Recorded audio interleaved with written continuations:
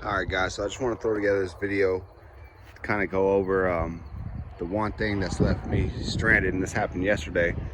I did get it fixed, took about an hour and a half, but still I was 16 miles away from home and this thing busted and left me on the side of the road with no brakes. So if your vehicle's been up north, or you've been in a lot of areas with like salt, like the beach or something like that, I advise you to check your brake lines. I have replaced one 3 or 4 years ago. It was the rear brake line that runs back, and it was trashed. So I ordered a whole kit. So I was lucky enough that in my shed, I actually had the rest of the brake lines, thanks to my wife reminding me. But this is what the brake lines look like if you've been up north. Like they just look like crap.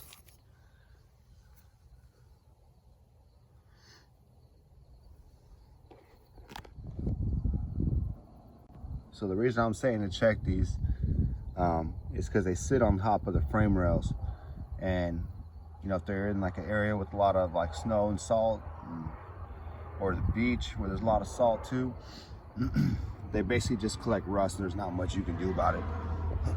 I mean, I'm very good about keeping this thing cleaned up. I'll show you down here. You can see the new brake line. It's the shiniest part. But you see what the frame looks like, and that's where that brake line runs through. So the brake line that they did on this one that goes to the front passenger side is probably 11 feet long. It's one piece, so it runs all the way from the center right here underneath the ABS over, up along the frame rail, under the radiator, and then all the way down here. So you can see right there, there's the new brake line that got put in. And it was a pain. It was a pain that it happened on the side of the road. It was a pain that I had to fix on the side of the road. So, like I said, if you have one of these vehicles, a Silverado, a Tahoe, a Suburban, I advise you check your brake lines.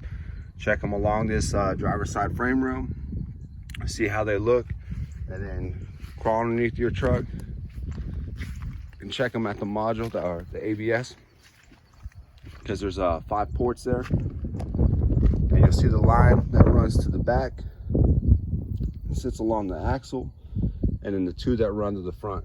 So just check them out, see what they look like, because odds are if you live up north or you live by the beach, by the ocean, you might have a similar problem. And hopefully it's not your passenger side one, because like I said, it's 11 feet long, and the way you got to run that thing above and route it, 1-piece brake line, it should have been a 2-piece. If you have to make your own, you don't have a kit like I had, I would advise to just go ahead and do a 2-piece brake line, run it from like right here down to the ABS, and then build a second part that goes from like the radiator over here. All right, so like I said, I made this video just so someone hopefully doesn't end up in the same situation I am.